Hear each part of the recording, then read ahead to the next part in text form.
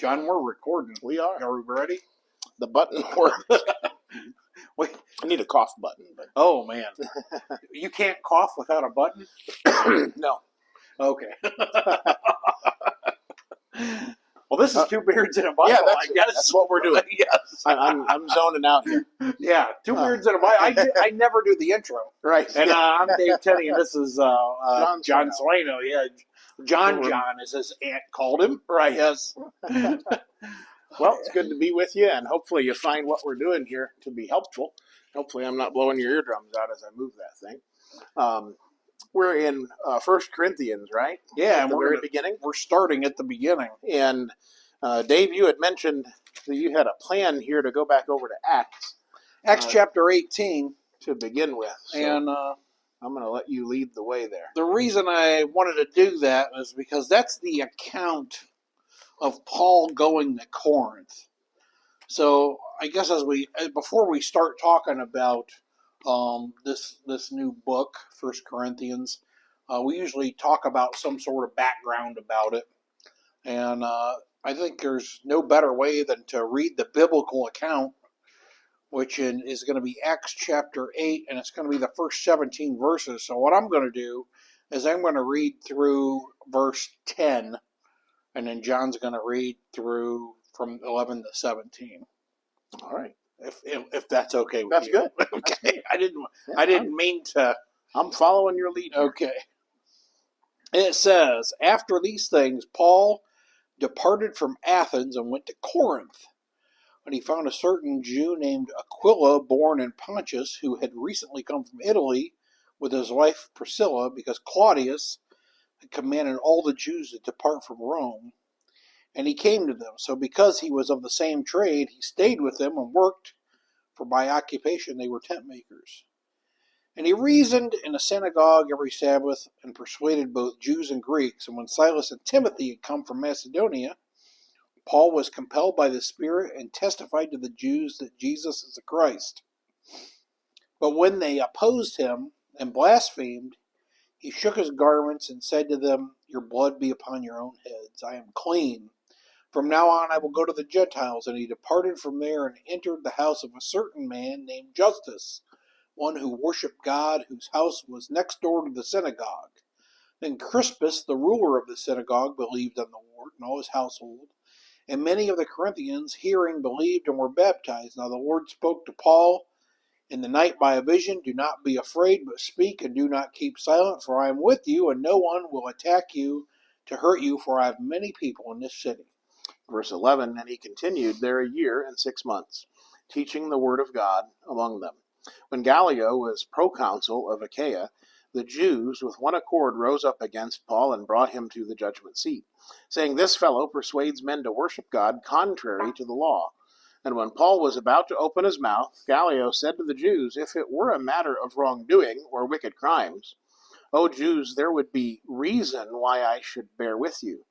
But if it is a question of words and names and your own law, look to it yourselves, for I do not want to be a judge of such matters." And he drove them from the judgment seat.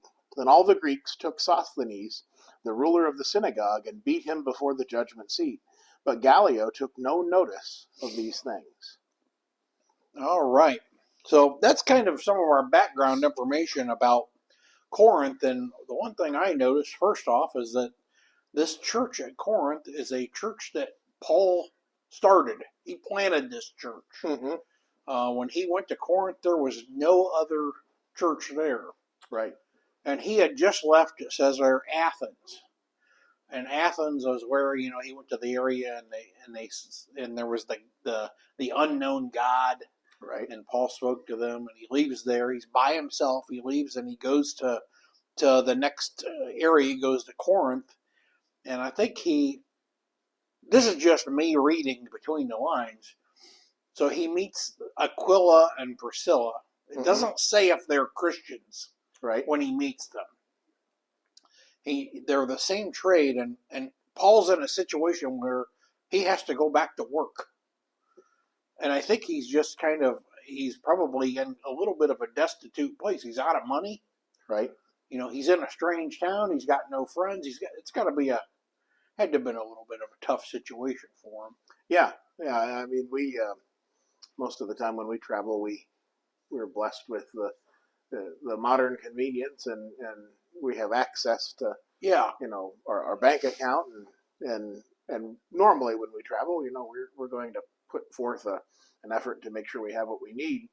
yeah, But he's in a little bit of a different situation. yeah, Um, going as he's going, and God, of course, takes care of him, and the Lord's people have helped him out. yeah, absolutely. But So yeah, so he goes to Corinth. He meets Priscilla and Aquila, and either they were Christians or Paul converts them to Christianity. And all the while he's doing this, he's making tents by day, and he is going to the synagogue and he's teaching people. Um, the city of Corinth, of course, this is in Greece. mm-hmm. I'll tell you what I know about it, Okay. which is not that much.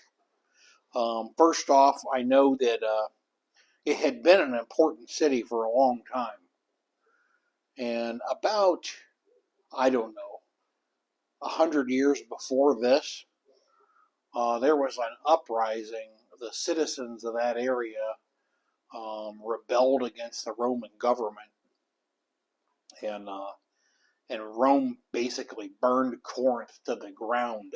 Huh. And they killed all the men and sold all the women and children into slavery and just laid that town, to nothing, laid it bare. Right. And it stayed like that for quite a while. And then after a period of time, the Roman government decided to send like some of the retired army guys, retired legionnaires or whatever, and they started to repopulate that city. And I think somewhere I read that it had about 60,000 people in it. Okay. So what's that like the size of? Pretty good town, that's right? That's pretty big. Yeah, as far as a town would go. I'm trying to think. Like around here, I don't know. I don't know. Would Wadsworth have? Nah, they're about 30. Are they 30? Okay. Like good sized town. Yeah, it is. Yeah. Yeah, and correct me if I'm wrong. The Romans, when they would go in, and I guess with any group that was conquering another area, it was pretty normal to lay waste to everything. And Yeah. And try to change the way of the thinking of the people in the area. I think a lot of times Rome would take over, and it kind of leave. A lot of times they would kind of leave people alone. Just say, okay, hey, yeah, we're gonna protect you, and we're gonna be taking the taxes, but if you've got some gods you're worshiping, well, you can continue to worship them. But here's some new ones you can worship as well. So And more of an ecumenical type of. Yeah, but if somebody rebelled against them, they were not real nice, Right. and that's really kind of what happened. So it was a super wealthy city. It was a very worldly Mm-hmm. city. I read there was I think it was the Temple of Venus, which had 1,000 prostitutes. Huh. So I mean, there were different temples to different gods. Right. So it was a very worldly area.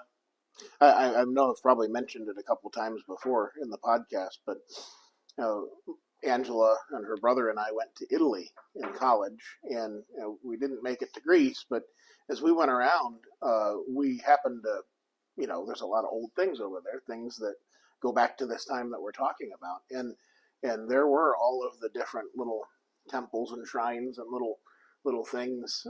You could see that it was a very pagan minded. Oh yeah, culture. And pretty much anything goes, kind of reminiscent of what we see Yeah. in the world today, but maybe on it's hard to imagine, but maybe on steroids, because there were things that we saw from the ancient Roman times that you just don't see on the streets today.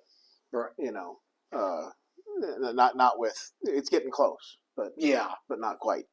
Well, it's interesting. Like we read here in Acts chapter 18, it says that Claudius threw all of the Jews out of Rome.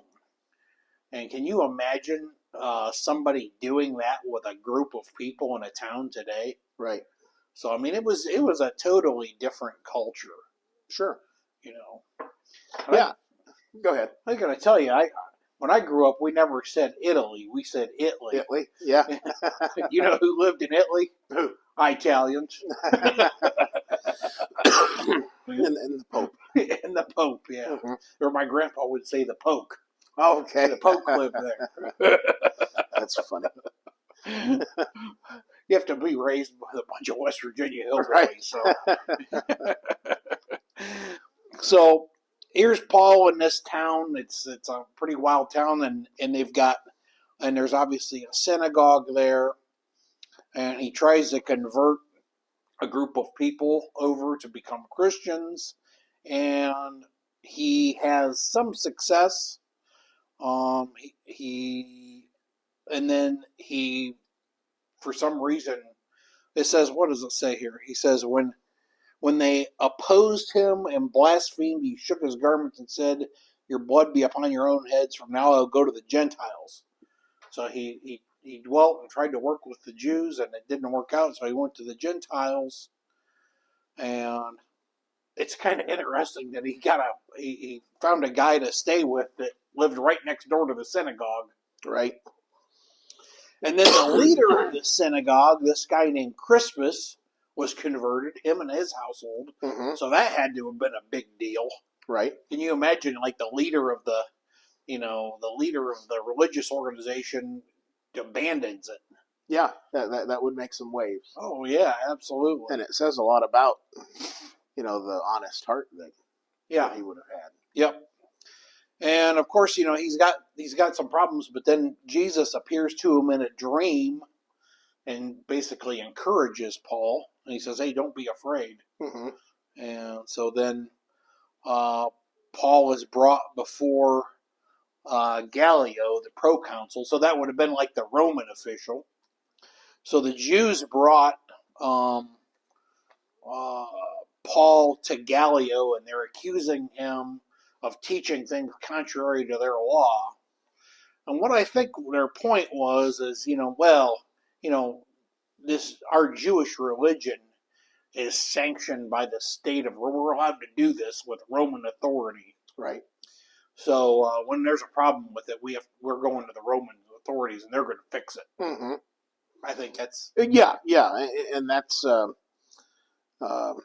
think back to what did God's people do, out in the wilderness. They wanted someone to lead them. They wanted some kind of leader, and I think in some way you're right. They were looking towards the government to kind of enforce their laws. Yeah, or at least give them the green light to kill Paul. Right. And in a lot of ways, you could draw a lot of parallels to things today. That's what a lot of groups still, even especially in that area over there. There's a commingling of the physical lawmakers and laws, and then the religious, and that's an interesting thought there. And I think there's Gallio has some wisdom here in his response. Oh, yeah. And you know what? Paul's lucky because it's a real partisan audience, right? Mm-hmm. The people that he's being accused by, the people that are judging don't like those people already. Right. So they're already predisposed to be against the Jews. Mm-hmm. So what's Gallio tell them? He said in verse 15, he says, "But if it is a question of words and names and your own law, look to it yourselves. For I do not want to be a judge of such matters." And he drove them from the judgment seat. Isn't that's some strong language? He drove them from and then people beat him mercilessly. Mm-hmm. That's right. So we don't know what happened to the Sosthenes, but it says they beat him before the judgment seat. Gallio took no notice of these things. Right. He just ignored it. Yeah. So, and that's it's interesting. We often I think something to think about for today is that we often try to mingle, religious and legal things and legal and governmental things together, and or people try to justify a certain candidate as being more righteous in God's eyes than some other one, right? Which I never understood that. The two don't have anything to do with each other. No, and that's the thing. If you want to, we legislate in many cases our own morality in this country, right? And this idea of if it's a matter of your own law, then look to it yourselves, and that's something that we should be doing today. We should be looking to the law of Christ, to find out what makes us a good person, or, right. Not the law of the United States, right. And I guess I should. I know someone's going to be out there saying, but the scriptures say that there is nobody good. and while that's so I retract that statement of being a good person. Right. But we look to what society says makes us good, righteous in some way, but the scriptures is the only place to find that. Yeah. So just a side point free of charge. Right.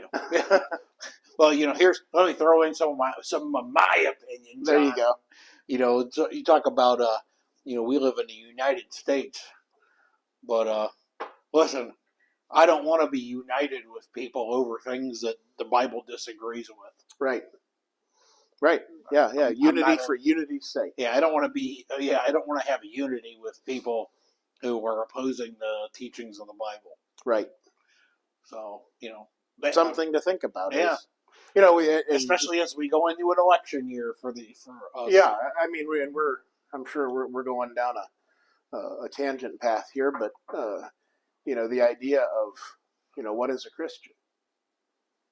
It's a follower of Christ, right? Right, and that name is thrown about willy nilly. Yeah, it's not a follower of the Democrat Party or the Republican Party, right? Or the Pope. Or the Pope, or anybody else, religious group, right? Yeah, I mean it's something to think about. Yeah. If you're listening to this podcast and you consider yourself a Christian, why? Yeah, you think about right now. I know at this time the Methodist Church is going through a huge split. Well, listen, the Methodist Church hasn't been following it from the Bible for a long time, ever. Yeah, well, I think at one time they were a lot closer than they have been. They might have been in the neighborhood. Yeah. But I mean, they don't even pretend to try to follow it at this point. Mm-hmm. I mean, at one time they at least pretended to try to follow it. Right. So, there's lots of crazy stuff going on. Certainly. All right. So that's kind of the background of Paul and the church at Corinth. He started this group. We know a little bit about that city. It was an important city as far as finances and different things in the world. So I guess we'll kind of dig into Corinthians. And the other thing, when Paul, we do some studying, we find out Paul was actually there at Corinth for about a year and a half. Okay. Which is a long time. Mm-hmm. I don't know how long Paul stayed in other places, but a year and a half is quite a long time. A year and a half is a long time to have Paul there teaching you. Correct. Yeah, long enough to put down some roots and to be a part of the community. That's something we probably don't think about too often because we read through the scriptures and we move through it and we don't think about the timing. So what's the subject of 1st and 2nd Corinthians? Why did Paul write these letters? To give them an idea, the church, to give them an idea of the things that they should be doing, and to impart the wisdom of how to operate. I guess there's some discussion of the unity of the church. But again, not for unity's sake, but unity in Christ and His teachings. Was the church at Corinth? Do you think they were involved in some sin? No, they're humans. Yeah, So yeah.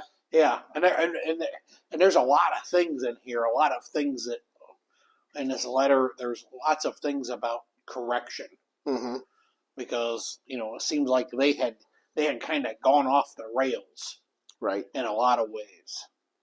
And the one thing that's I always find comforting about these two letters Mm-hmm. is it lets you know that local congregations were having problems right at the beginning. Right. And sometimes we think that we want to belong to a congregation that's perfect and has no problems. Well, read through Paul's letters and you'll find out that most of these congregations are having some problems. Right. And and at some point, if a group of people, claiming Christ, get so wound up in their battles that they stop doing the things that the Lord has asked, then God's going to cut them off. Yeah. At some point.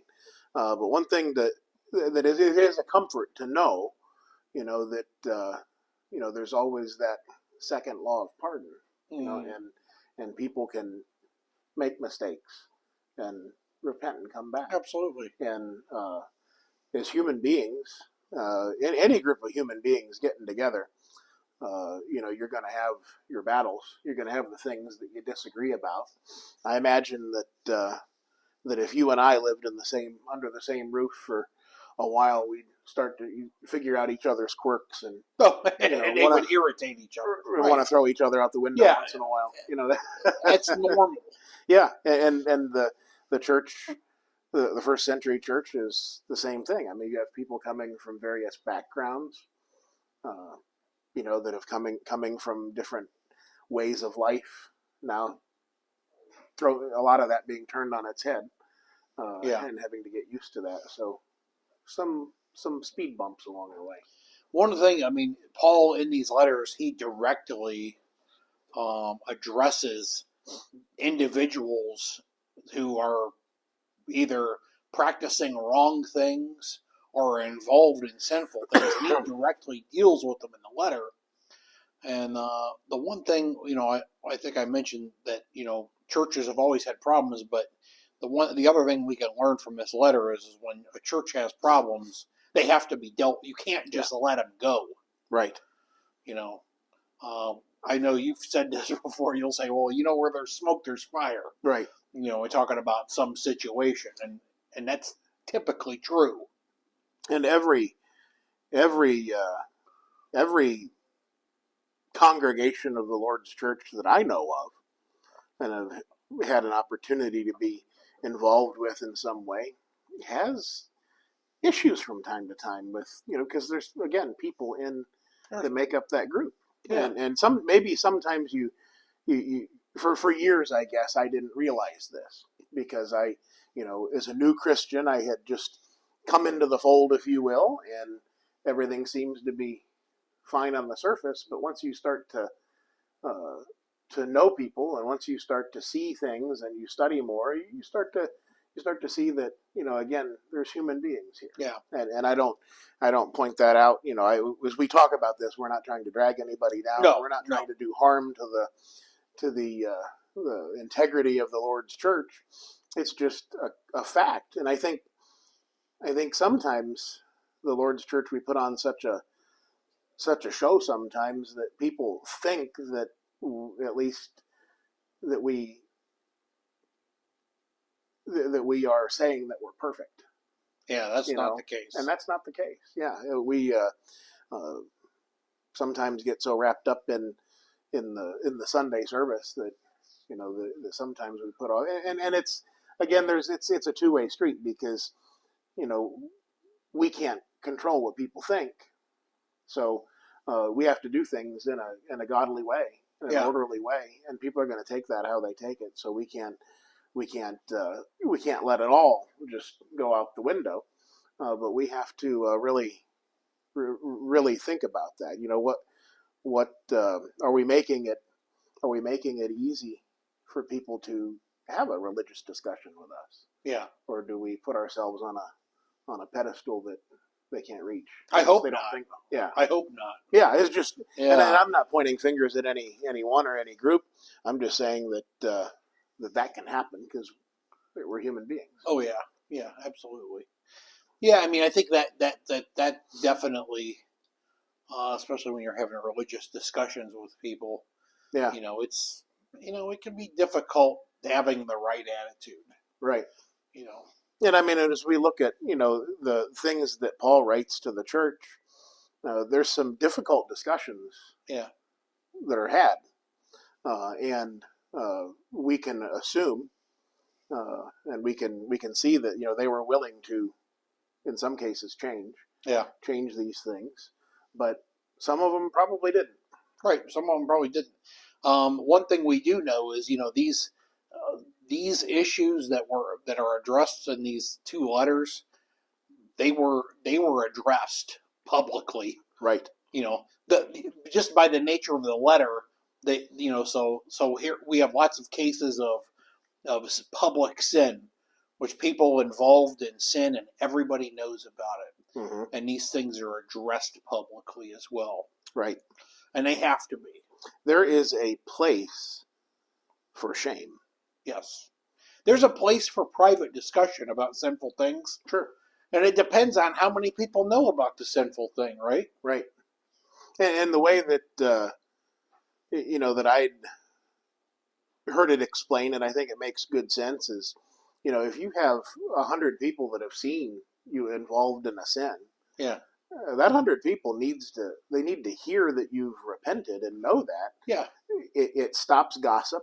It stops discord between the brethren. And then if in the world, if someone were to say, you can't possibly get onto the television news and repent in front of everybody in the world. But if someone in the world says, oh yeah, you go to that, you're attached to that group of Christians over there. Well, I know that so-and-so goes there and he did this. Yeah. Then that brother or sister can say, yeah, but he repented as we're instructed in the scriptures. Yeah. And so as brethren, we can stand up for each other and have that united front against the gossip and backbiting of the world. The other thing too is if somebody is involved in some sort of sinful thing, everybody knows about it, and they're actively involved in this thing. It's a huge hindrance to the worship of the other people, right? Sure. It's a difficult thing, and how can we have fellowship with that person? Right. Knowing that a certain thing is going on. Yeah. And the basic, I've used this example. So, in one way, if I let John, I didn't do this, right? But let's say I get drunk. Okay. And I did it by myself, and I come to you and I tell you, I said, John, I did this and blah, blah, blah.